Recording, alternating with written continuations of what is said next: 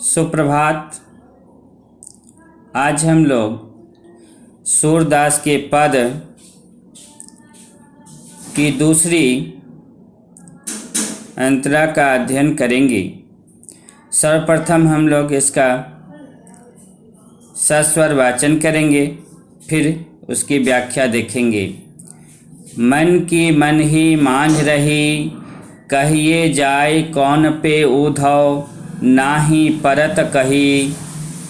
अवधि आधार आस यावन की, तन मन बिथा सही।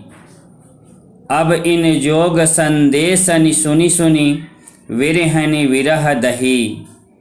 चाहति हुति गुहार जितहि ते, उततै धार बही।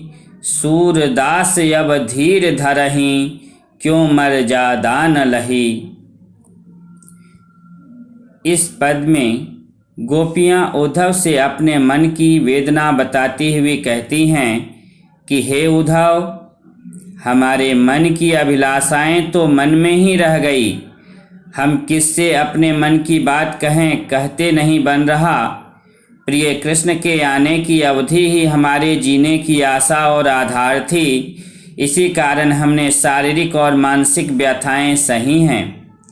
अब तुम्हारे इन योग के संदेशों को सुन सुनकर हम विरहनी स्त्रियां विरह में जली हुई बही जा रही हैं।